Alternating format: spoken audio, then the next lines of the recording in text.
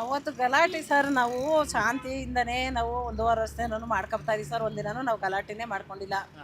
ಅವತ್ತಿನ ದಿನ ಅವರು ಬಂದು ಅಳಿಯಕ್ಕೆ ಅಂತ ಬಂದವ್ರೆ ಅಂತ ನಮಗೆ ಗೊತ್ತಾಯ್ತು. ಗೊತ್ತಾದ್ಮೇಲೆ ನಾವು ಹೋದೋ ಪರ್ಕೆ ತಗೊಂಡು ನಾವು ಹೋಗಿದ್ ನಿಜ. ಹೋದ್ಮೇಲೆ ಅವ್ರ ಅಧಿಕಾರಿಗಳು ನಮ್ಮನ್ನ ನಿಲ್ಸ್ಕೊಂಡು ಮಾತಾಡಕ್ಕೆ ಕುಂಡ್ರಿಸ್ಕೊಬಿಟ್ಟು ಹಿಂದೆ ಹಸಿ ಒಂದು 50 ಜನನ ಅಳಿಯಾಕ್ ಬಿಟ್ರೆ ನಾವೇನ್ ಮಾಡ್ಬೇಕು ಸರ್ ಹೇಳಿ ನೀವೇನೆ. ಅವಾಗ ಎಲ್ಲ ಸರ್ ಇಲ್ಲಿ ಉತ್ತರ ಕೊಡಿ ಸರ್, ನಮ್ಗೆ ಒಂದ್ ಲೆಟ್ರ್ ಕೊಡಿ.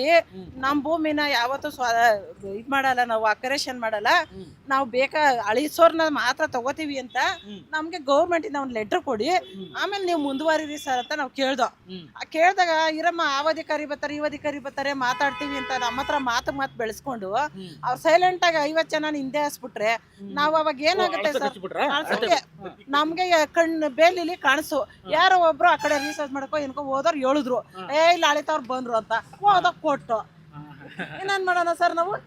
ನಮ್ಗೆ ಈಗ ನಾವೆಷ್ಟು ಶಾಂತಿತ್ವಿಂದ ಮಾಡಿದ್ವ, ನೀವು ಅದನ್ನ ಅದೇ ರೀತಿ ರೈತ ಏನ್ ಕೇಳ್ತಾವನ ಅದಕ್ಕೆ ಉತ್ತರ ಕೊಟ್ಟಿ, ರೈತ ಯಾವ ದಾರಿಲಿ ಹೋಯ್ತಾವನೆ ಅಂತ ನೋಡಿ ರೈತನ ಕಷ್ಟ ಏನು ಅಂತ ಕೇಳಿ ನೀವು ಮಾಡಿದ್ರೆ ನಾವು ಕೇಳ್ಬೋದಾಗಿತ್ತು. ಅಳತೆ ಅವ್ರು ತಗೊಳ್ಳೋರವ್ರೆ ಕಳ್ಳದಾರಿ ಮೂಲಕ ನೀವು ಕಳದಾರಿಯಿಂದ ಹೋದ್ರೆ ನಾವ್ 1.5 ವರ್ಷದಿಂದ ಕಾಯ್ಕೊಂಡು ಬೈರ್ಮಂಗ್ಳದ ಸರ್ಕಲ್ ಅಲ್ಲಿ ಅನ್ನ ಸಾರು ತಿನ್ಕೊಂಡು ನಾವಿದ್ರೆ ನೀವು ಆಪೋಸಿಟ್ ಪಾರ್ಟಿ ಕುಂಡ್ರಿಸಿದ್ರಿ, ಅವ್ರಿಗೆ ಬಿರಿಯಾನಿ ಕಳ್ಸುದ್ರಿ, ಎಣ್ಣೆ ಕಳ್ಸುದ್ರಿ, ಇವತ್ತು ಭೂಮಿ ಕೊಡ್ತೀವಿ ಅಂತ ಎಲ್ಲಾನ ಸ್ವೀಟ್ ಅವ್ರ ಆಪೋಸಿಟ್ ನಾವು ಭೂಮಿ ಕೊಡ್ತೀವಿ ಅನ್ನೋರ್ಗೆ ಸರ್ಕಾರದವರು ಸರ್ಕಾರದವರೇ ಸರ್ ಕಳಿಸ್ತಾ ಇರೋದೆಲ್ಲ.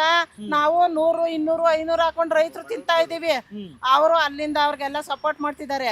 ಅವರು ಏನ್ ಒಳ್ಳೊಳ್ಳೆ ಬೇಕ್ರಿ ಸ್ವೀಟ್ ತಂದು ನಮಗ್ ಭೂಮಿ ಅಕ್ವೇರೇಷನ್ ಮಾಡ್ತಾವ್ರೆ, ನಮ್ಗ್ ಸರ್ಕಾರ ಒಳ್ಳೆ ಕೆಲಸ ಮಾಡ್ತಾ ಇದೆ ಅಂತ ಸ್ವೀಟ್ ಹಂಚ್ತಾರೆ. ಯಾರ ರೈತ ಆದ್ರೂ ನಮ್ಗೆ 20 ವರ್ಷದಿಂದ ವನವಾಸ ಬೀಳ್ತಿದ್ದೋ ಇವತ್ ಭೂಮಿ ಮಾರ್ತು ಅಂತ ಯಾರ ರೈತ ಯಾವ ಹಿಸ್ಟ್ರಿಲೂ ಇಲ್ಲ ಸರ್ ಖುಷಿ ಪಟ್ಟು ಸ್ವೀಟ್ ತಿಂದಿದ್ದು.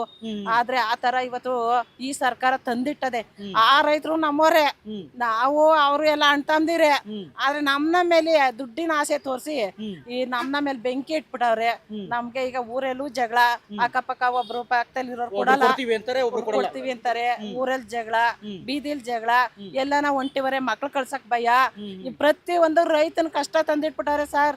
ಯಾವ್ದೋ ದೇಶದಲ್ಲಿ ನಡೆಯೋದಲ್ಲ, ಈಗ ನಮ್ ದೇಶದಲ್ಲೇ ನಡೀತಾ ಇದೆ ಸರ್. ಹೇಳ್ತಾ ಇದ್ರು ಗೂಂಡಾ ವರ್ತನೆ ತೋರ್ತಾ ಇರ್ತಾರೆ, ಎಲ್ಲರೂ ಹೋದ್ರು ಹೊಡೆಯಕ್ ಬರ್ತಾರೆ. ಹೌದು ಸರ್, ನಮ್ ಮಕ್ಳುಗಳ್ ಒಂಟಿ ಕಳ್ಸಕ್ಕೆ ನಮ್ಗೆ ಭಯ ಆಯ್ತಾ ಇದೆ. ಈಗ ಇವಳು ಇಲ್ಲಿ ಬಂದ್ ಮಾತಾಡಿದ್ಲು ನ್ಯೂಸ್ ಅಲ್ಲಿ, ಅವಳು ಅಲ್ಲಿ ಮಾತಾಡಿದ್ಲು, ಅವಳ ಮಗ ಹೋಯ್ತಾನೆ ಹಿಡ್ಕೊಳ್ರಿ ಅಂತಾರೆ. ನಮ್ ಮಕ್ಳುಗಳ ಬಗ್ಗೆ ನಮ್ಗೆ ಹಿಂಗ ಅನ್ನುತ್ತೆ ಸರ್. ಆಚೆ ಹೋದ್ರೆ ಈ ಸ್ಥಿತಿಗೆ ದುಡ್ಕತ್ತಿನ ಬದಲು ಈ ತರ ಬೈದಲ್ಲೇ ಬದುಕಂಗಾಗಿದೆ. ಬಯದಲ್ಲೇ ಬದುಕಬೇಕು. ಮತ್ತೆ ಮನೇಲಿ ಒಂದ್ ಕೆಲ್ಸ ಮಾಡಂಗಿಲ್ಲ ನಾವು. ಬೆಳಗ್ಗೆ ಎದ್ದು ನಮ್ ಭೂಮಿಗೋಸ್ಕರ ಬೀದಿಗೆ ಬಂದ್ ಕೂತ್ಕೋಬೇಕು. ಯಾಕೆ ಸರ್ ನಮ್ಮನ್ ಬೀದಿಗೆ ತಂದ್ರ ಅವ್ರೇನ ಭೂಮಿ ಕೊಟ್ಟಿದ್ರ? ನಮ್ಮ ಅತ್ತೆ ಮಾವ ಕೊಟ್ಟಿದ್ದು, ನಮ್ ತಾಯಿ ತಂದೆ ಕೊಟ್ಟಿದ್ದು. ಆ ಭೂಮಿಗೋಸ್ಕರ ನಾವೇ ಬಂದ್ ಬೀದಿ ಕೂತ್ಕೊಳಂಗ್ ಮಾಡ್ತಲ್ಲ ಈ ಸರ್ಕಾರ. ನಾವು ಓಟ್ ಹಾಕಿ ಕಳ್ಸಿದ್ಕೆ ನಮ್ಗಿಂತ ಬೆಲೆ ಕೊಡ್ತದ ಸರ್ಕಾರ. ಇವತ್ 2 ವರ್ಷ ನೀರಿಲ್ದೆ ಹೋದ್ರು ನಮ್ಮ ಊರಲ್ಲಿ ನಾವು ಜೀವನ ಮಾಡ್ತೀವಿ ಸರ್. ಮಳೆ 2 ವರ್ಷ ಬೇಕಿಲ್ಲ. ಅವ್ರ ಯಾರಿಗೋ ಬರ ಇರೋ ಕಡೆಗೆ ಹೋಗಿ ಹೋರಾಟ ಮಾಡಿ ಅವ್ರ ಅನುಕೂಲ ಮಾಡ್ಲಿ. ನಮ್ಗೆ ನಾನು ನೋಡಿದೀನಿ ನಿಮ್ಮ ಊರು ಹೆಂಗಿದೆ ಅಂತ. ನಮ್ಗಿನ್ನು 2 ವರ್ಷ ಮಳೆ ಬೇಡ ಸರ್, ನಾವು ಸಂತೃಷ್ಟಿಯಾಗಿ ಬದುಕ್ತೀವಿ. ನಮ್ ಕರೆಂಟ್ ಒಂದ್ ಕೊಟ್ರೆ ಅವ್ರು ನಮ್ಗೇನು 2,000 ಹಾಕೋದ್ ಬೇಡ, ನಮ್ಗೆ ರೈತರಿಗೆ ಯಾವ ಸಹಾಯ ಮಾಡೋದ್ ಬೇಡ, ನಾವು ಸಂತೃಷ್ಟಿಯಾಗಿ ಬದುಕ್ತೀವಿ. ಅವರು ಬಂದು ಅನ್ನ ಹಾಕ್ತೀವಿ, ಅವರು ಬರ್ಲಿ ಅವ್ರಿಗೂ ಅನ್ನ ಹಾಕ್ತಿವಿ ಸರ್. ನಮ್ಗೆ ಆ ಶಕ್ತಿ ಇದೆ ರೈತರಿಗೆ. ದಯವಿಟ್ಟು ನಮ್ಮ ಪಾಡಕ್ ನಮ್ಮನ್ನ ಬಿಟ್ರೆ ಸಾಕು.